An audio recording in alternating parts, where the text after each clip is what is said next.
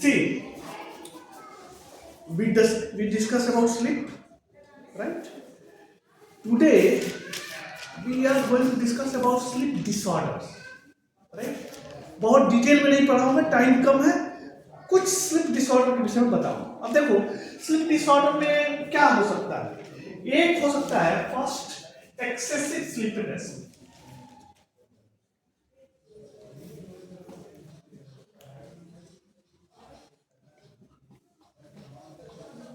एक वो कलम है पत्ती ये वाला तुम्हारे पास, इस टाइप का कलम है और क्या है तुम्हारे पास, इसकी कलम।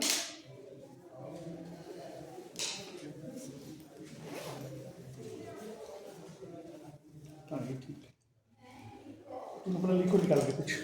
एक है excessive sleepiness, right. Excessive sleepiness में क्या हुआ, आइडियली आदमी को 6 to 8 आवर्स होना चाहिए। एक्सेसिव स्लीपनेस का मतलब हुआ कि स्लीप जो है वो ज्यादा होता है, राइट।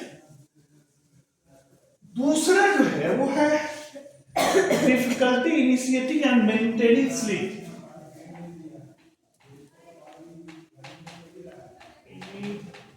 Initiation and maintenance. और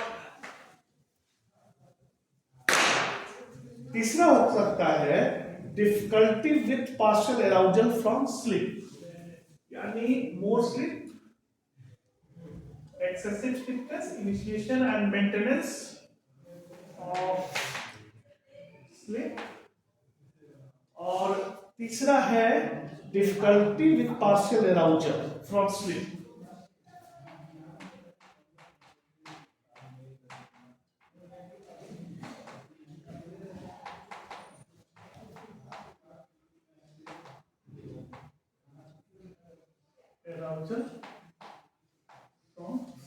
अब वन बाय वन देखते हैं। देखो, 3 कंडीशन है इसमें। एक में है कि ज्यादा सोना है, राइट, ज्यादा सोना है। दूसरा में है कि स्लीप जो है वो मेंटेन नहीं हो पा रहा है, difficulty in initiation and maintenance of sleep, इसका मतलब कम स्लीप हो रहा है, राइट। और तीसरा जो है difficulty partial arousal from sleep, मतलब अगर तुम सोए हुए हो तो जग नहीं पा रहे हो, राइट। ये 3 कंडीशन होता है। अब इसमें देखो 3 बीमारी को लेकर तुमको एक समझाऊंगा इस चीज को। एक जो है दैट इज एक्सेसिव स्लीपनेस का एग्जांपल है। एक्सेसिव स्लीपनेस का एग्जांपल है तुम्हारा नार्कोलेप्सी। नाम सुना हो क्या? नार्कोलेप्सी नाम सुने हो? नार्कोलेप्सी जो है 1880 में जीन बैप्टिस्टे ने आइडेंटिफाई किया। अब ये सब चीजों को हम नहीं जानेंगे। अब नार्कोलेप्सी में होता क्या है वो थोड़ा सा समझने का जरूरत है। एक न्यूरॉन होता है जो ओरिक्सिनर्जिक न्यूरॉन कहा जाता है, इसको हाइपोक्रेटिनिन ए एंड हाइपोक्रेटिनिन 1 एंड हाइपोक्रेटिनिन 2 भी नाम दिया गया है, राइट। वो तुम्हारा हाइपोथैलेमस में पाया जाता है और मिड ब्रेन रेटिकुलर फॉर्मेशन पर वो जो ओरिक्सिनर्जिक न्यूरॉन है उसका कनेक्शन पर हम बात नहीं करेंगे, राइट। ये जब हेल्दी नहीं होता है तब ये narcolepsy condition, right. Narcolepsy condition में होता क्या है, पहला कंडीशन ये है डे टाइम स्लीपनेस। देखो ये 4 कंडीशन है। फर्स्ट कंडीशन ये है डे टाइम स्लीपनेस, मतलब ये हुआ कि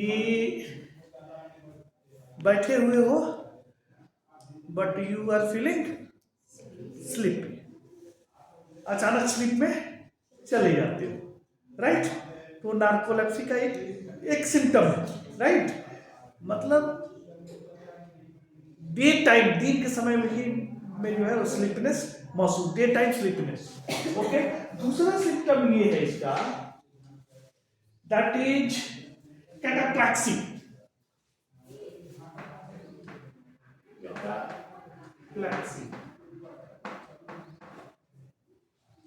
कैटाप्लेक्सी किसे कहते हैं? कैटाप्लेक्सी है sudden loss of muscle tone. अब देखो, नार्कोलेप्सी की sudden loss of muscle tone, ये हम मसल का एक्टिविटी अपना कर रहे हैं, देयर इज टोन, तभी तो मसल का एक्टिविटी कर पा रहे हैं। If there is no tone, तो there, if the muscle is not toning, so muscular movement will not happen, right. अब देखो ये कितना, कैटाप्लेक्सी क्या है? Sudden loss of muscle tone. ये नार्कोलेप्सी में होता है। अचानक लेटर सपोज तक तुम कार चला रहे हो, राइट, और कैटाप्लेक्सी हो गया, sudden loss of muscle tone हो गया, क्या हो जाएगा? एक्सीडेंट होगा, मतलब अचानक तुम स्लिप पे चले गए, right, fall down like this, right. ये नार्कोलेप्सी के अंतर्गत तो समझो कितना खतरनाक है। ओके, तीसरा जो है इसका जो सिम्टम है, that is sleep paralysis.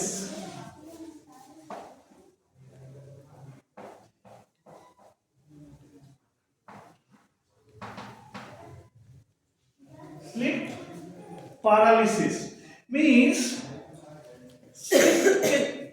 the inability to move. Inability to move. अब मान लो आदमी जब जैसे जगता है, स्लीप से जो है अवेक में आता है, तो बॉडी जो है एकदम पैरालाइज है, मूवमेंट कुछ नहीं हो सकता।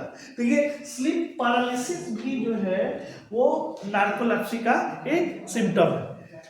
चौथा जो है कहता है हिप्नोगोगिक हैलुसिनेशन।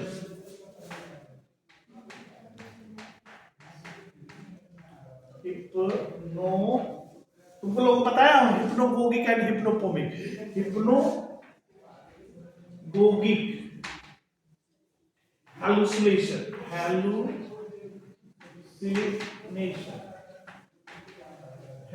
इसका मतलब क्या हुआ? हिप्नोगोगिक हैलुसिनेशन का मतलब, हिप्नोगोगिक का मतलब होता है transition from sleep to wakefulness. देखो, स्लीप से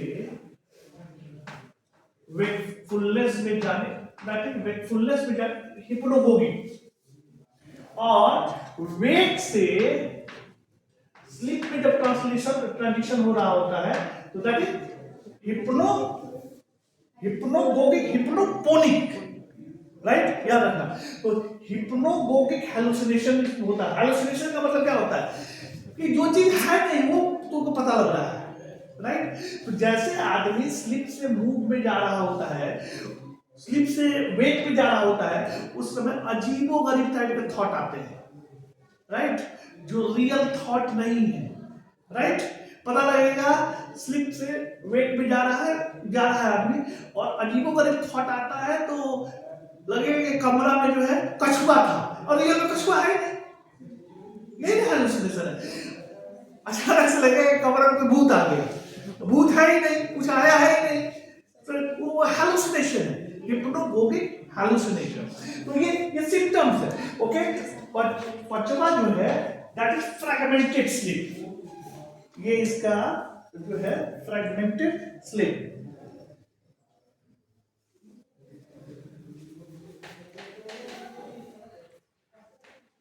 फ्रैगमेंटेड स्लीप क्या मतलब हुआ इसका? फ्रैगमेंटेड स्लीप का क्या मतलब हुआ है ना? सी, समझने की कोशिश करो। बीच बीच में फ्रैगमेंटेड स्लीप होता है इसमें, स्लीप साइकिल पढ़ा है तुम लोगों को। डिफरेंट स्टेज आता है, मान लो ये 24 घंटा का है, एक स्लीप साइकिल हुआ, stage 1, stage 2, stage 3, stage 4, REM sleep, then again, right. अब ये नार्कोलेप्सिस में क्या होता है? फ्रैगमेंटेड स्लीप होता है। मतलब देखो कैसे, ये जो है स्टेज 1, स्टेज 2, देन आ गया रन स्लीप। स्टेज 1 के बाद सीधे jump to REM sleep, right. तो इसको कहते हैं फ्रेगमेंटेड स्लीप। स्लीप परफेक्ट होने के लिए सारे स्टेजेस से होकर गुजरना पड़ेगा।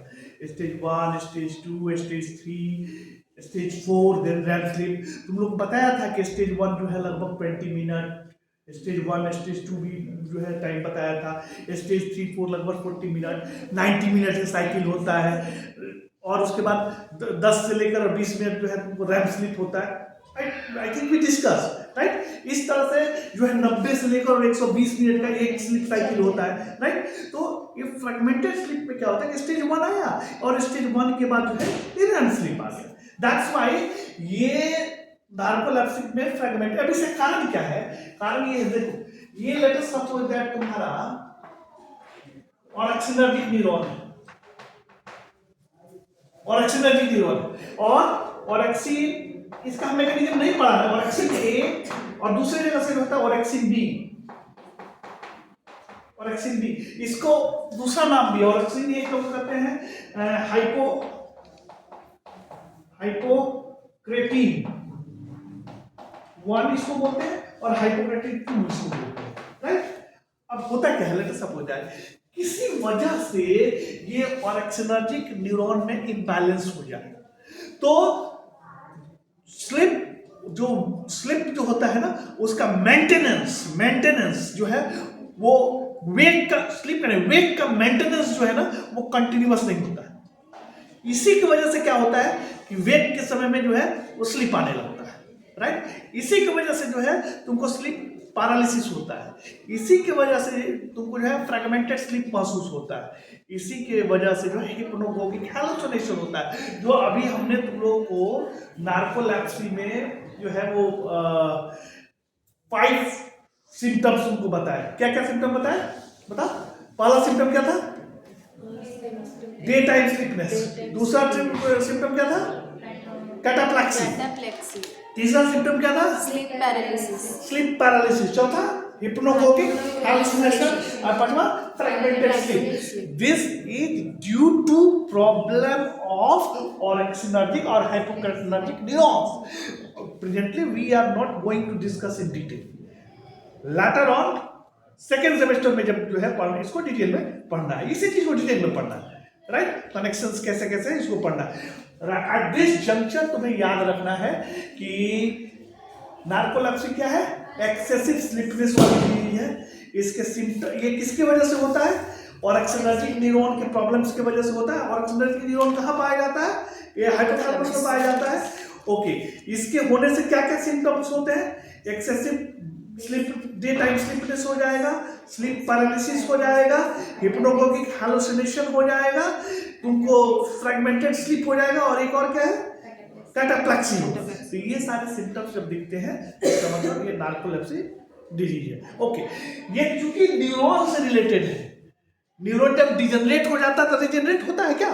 नहीं होता है। तो एक बार नार्कोलेप्सी जो है उसको मेंटेन किया जा सकता है, और इसके लिए जो है जो दवा के रूप में जो है ट्राइसाइक्लिक एंटी डिप्रेसेंट या मोनामिन ऑक्सीडेज इनहिबिटर देते हैं। इसको नहीं पढ़ना है। ट्राइसाइक्लिक एंटी डिप्रेसेंट या मोनामिन ऑक्सीडेज इसको डॉक्टर लोग देते हैं।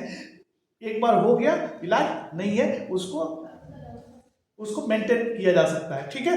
तो फर्स्ट डिजीज हम लोग पढ़े नार्कोलेप्सी, राइट। दूसरा जो है second one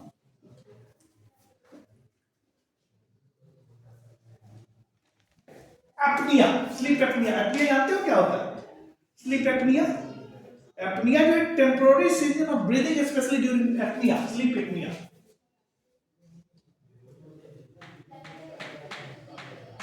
apnoea, sleep apnoea भी बोलते हैं। तो स्लीप एपनिया का मतलब ये हुआ कि स्लीप में हो और अचानक जो है वो जल गए, right. Temporary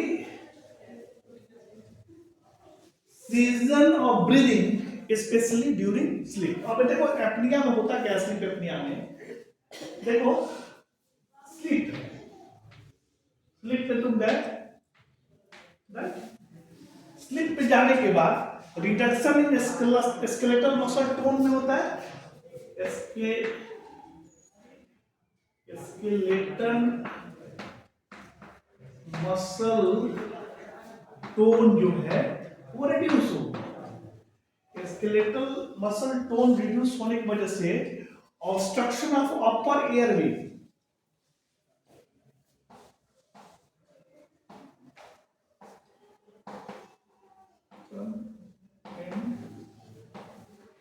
upper airway, obstruction in upper airway, then what is happening that then इसके मतलब there is breathing problem, breathing बंद हो गया, ब्रीदिंग स्टॉप हो गया फॉर फ्यू सेकेंड के लिए। और जैसे ही ब्रीदिंग बंद होगा तो क्या होगा, देयर इज एराउजल,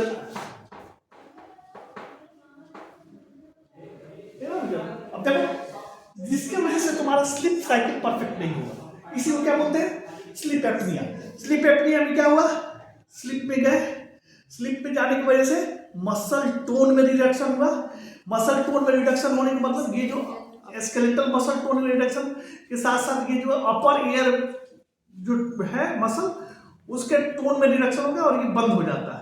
और ये जब बंद हो जाता है तो ब्रीदिंग जो है वो नहीं होता, और जब ब्रीदिंग नहीं होता है कुछ सेकंड के लिए आदमी जग जाता है। इसलिए फ्रीक्वेंट एराउजल होता है, स्लीप एपनिया में फ्रीक्वेंट एराउजल होता है। तो फ्रीक्वेंट एराउजल होना ही जो है स्लीप साइकिल को परफेक्ट नहीं होने देता, कंप्लीट नहीं होने देता है, इसी को बोलते हैं स्लीप एपनिया। तो अभी हम दो बीमारी पढ़ लिए, पहला क्या पढ़े, नार्कोलेप्सी, देन क्या पढ़े, स्लीप एपनिया। ओके, तीसरा देखते हैं क्या है, third one, and that is insomnia.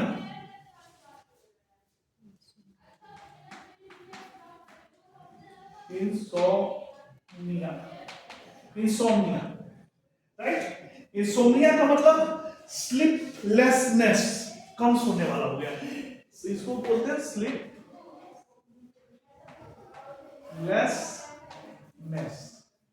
Insomnia में स्लीपलेसनेस।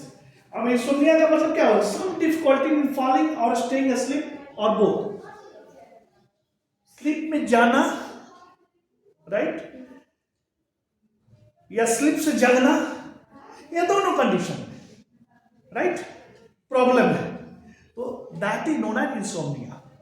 बूढ़े लोगों में इंसोम्निया खूब पाया जाता है, राइट। उन लोगों को सोने में भी प्रॉब्लम है, जगने में भी प्रॉब्लम है, जग गए तो सो ही नहीं पा रहे, सो गए तो जग ही नहीं पा रहे, राइट, तो प्रॉब्लम है उनको, इंसोम्निया होता है बूढ़े लोगों में, राइट। और ये इसका वजह है कि डिस्टर्ब सर्कैडियन रिदम जो है वो स्लीप इंसोम्निया कॉज करता है। सिम्टम्स इसका क्या है, सिम्टम्स इसका ये है, सिम्टम्स फर्स्ट सिम्टम ये है, symptoms difficulty in falling in sleep। First symptom ये है, डिफिकल्टी, जगे हुए हैं लेकिन सो नहीं पा रहे हैं, okay. Waking up often during the night,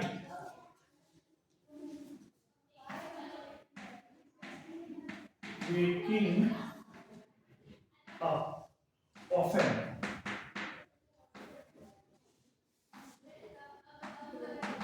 during night, waking up often during night and having trouble going back to sleep again, and trouble in going back to sleep again, okay। Third symptom इसका क्या है, waking up too early in the morning,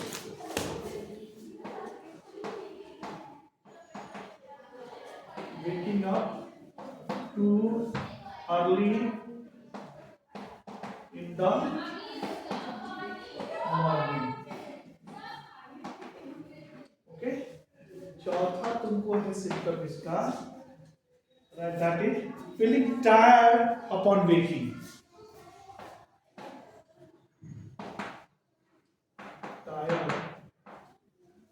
upon waking. देखो ये insomnia का symptoms है, right. मतलब सोने जा रहे हो, सोने में दिक्कत है, राइट। दूसरा, रात में अक्सर जो है नींद खुल जा रहा है रही है, नींद अक्सर खुल जा रही है और उसके बाद दोबारा से सोने जाओ तो नींद नहीं आ रही।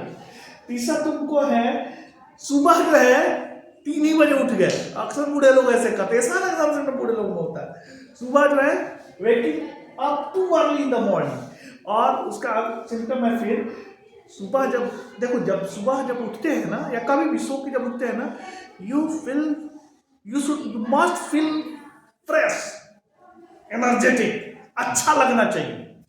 अगर if you are not feeling well then कुछ ना कुछ गड़बड़ है, कहीं कुछ हार्मोनल इम्बैलेंस हुआ है या कुछ ना कुछ गड़बड़ है। सो के उठने के बाद फ्रेश फील होना चाहिए। तो इंसोम्निया के केस में फीलिंग टायर्ड अपॉन वेकिंग, जगता है ना तब भी जो है वो टायर्ड महसूस करता है। तो अभी हम लोग 3 डिजीज के विषय में बात कर लिए। पहला नार्कोलेप्सी, दूसरा स्लीप एप्निया, तीसरा ये इंसोम्निया, राइट। नेक्स्ट जो है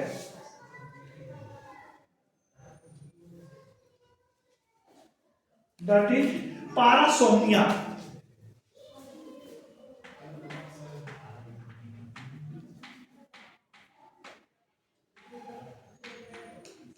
और बहुत सारे डिजीज आते हैं पैरासोम्निया के अंदर। पैरासोम्निया का मतलब क्या? सोम्निया का मतलब क्या? स्लीप। और पारा का मतलब क्या? पैरेलल। तो स्लीप के साथ साथ पैरेलल में कुछ चीजें चलने लगे तो वो पैरासोम्निया हो जाता है। स्लीप के टाइम में पैरेलल तो नहीं चलनी चाहिए चीजें ना, तो स्लीप के साथ साथ और भी चीजें चलने लगे तो वो पैरासोम्निया हो जाता है। Okay, so several parallel events predominate during sleep. Okay, that is parasomnia. Disorder of arousal of sleep and heterogeneous group of disorder. इसमें बहुत सारे ग्रुप जैसे देखो, इसमें पैरासोम्निया के एग्जांपल देखो, स्लीप वॉकिंग,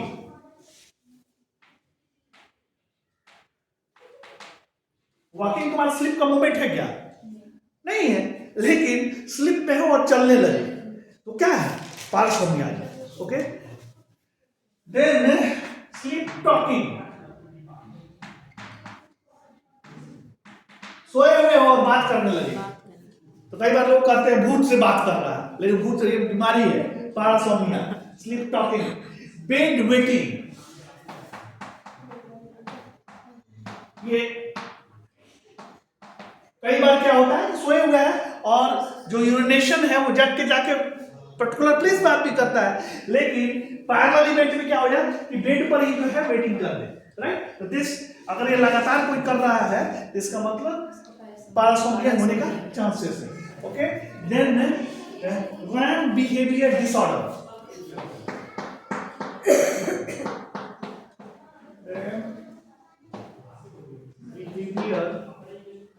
डिसऑर्डर,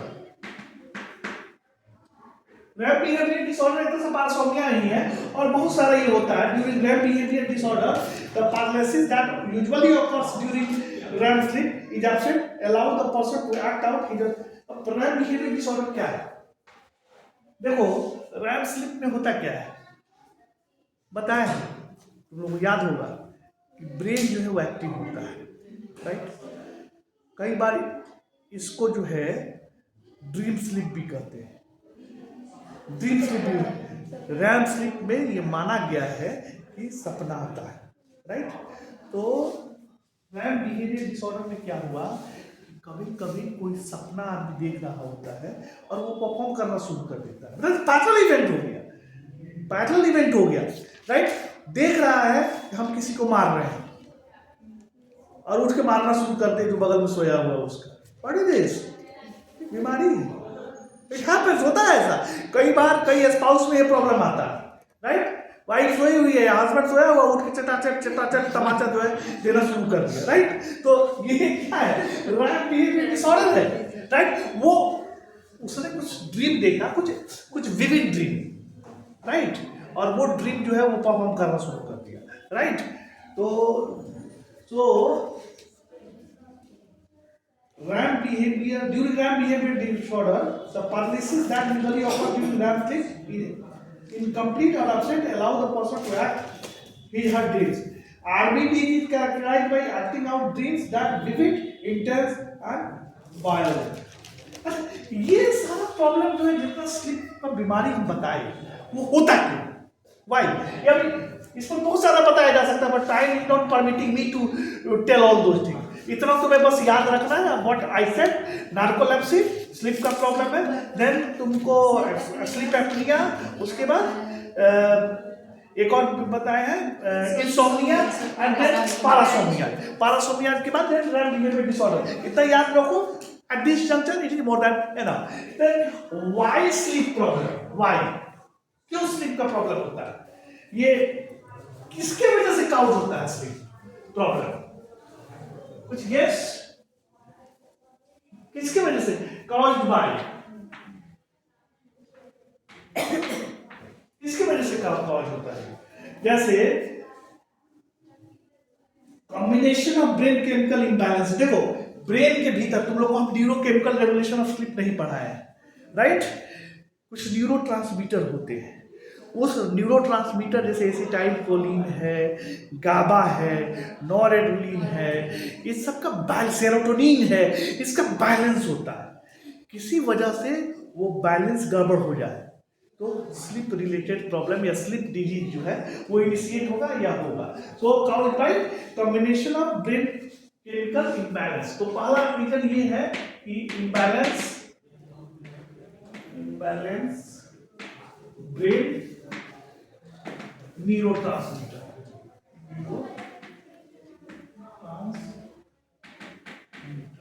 ओके। दूसरा जो है इसका रीजन ये है कि अगर आदमी स्ट्रेस में रहता है, स्ट्रेस भाई बहुत प्रॉब्लमेटिक है, स्ट्रेस में रहता है तब भी ये स्लीप रिलेटेड प्रॉब्लम डेवलप हो सकता है। तीसरा जो है इनकॉन्सिस्टेंट विथ स्लीप हैबिट। अब मान लो आज इनकॉन्सिस्टेंट विथ स्लीप हैबिट। मान लो आज तुम जो है आज 10 बजे रात को सो, कल 12 बजे सो, अब परसों 8 ही बजे सो जाओ, नर्सों जो है 4 बजे सुबह में सो, तो क्या है स्लीप हैबिट तुम्हारा जो है वो इनकंसिस्टेंट है। और ऐसे होने की वजह से जो है स्लीप रिलेटेड डिजीज होने का चांसेस बढ़ता है। स्लीप रिलेटेड डिजीज हो सकता है, स्लीप रिलेटेड डिसऑर्डर हो सकता है। एंड चौथा जो कारण है वो है स्पाउस विथ स्लीप प्रॉब्लम। मतलब मान लो हस्बैंड वाइफ है, हस्बैंड खाना डाल लेते हैं, वाइफ को नींद नहीं आएगा, राइट? तो बेचारी को स्लीप प्रॉब्लम हुआ कि नहीं हुआ? सो ये काउज है, ये सारा काउज है स्लीप रिलेटेड डिसऑर्डर इनिशिएट होने का। इसका ट्रीटमेंट क्या है? ट्रीटमेंट मतलब देना ज्यादा जरूरी है। ट्रीटमेंट क्या है बोलो? ट्रीटमेंट ये ज्यादा जरूरी है जानना, इस पर थोड़ा सा फोकस करते हैं। ट्रीटमेंट क्या है देखो, इसका सिर्फ और सिर्फ एक ही विधान है, that is life style change. जिस तरह लाइफ स्टाइल तुम कर रहे हो वो जरा सा नेचुरल लाइफ स्टाइल चेंज। अब इसमें लाइफ स्टाइल चेंज में क्या है? जैसे रेड्यूसिंग स्ट्रेस, स्ट्रेस लेने का नहीं, स्ट्रेस देने का भी नहीं, reducing stress, right? Then sleeping off, setting off regular sleep time, setting off regular sleep time, right? Sleeping off regular sleep time. Third one जो है that is meditation.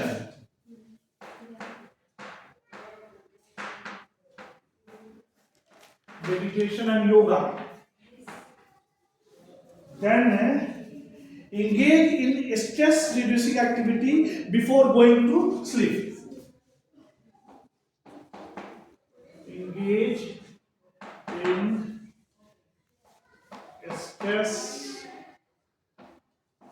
reducing activity before going to sleep. And then अगर इस सब से नहीं भी होता है then medicine recommended by doctor. Medicine अपने नहीं खा लेना है, डॉक्टर के रिकमेंडेशन से. राइट?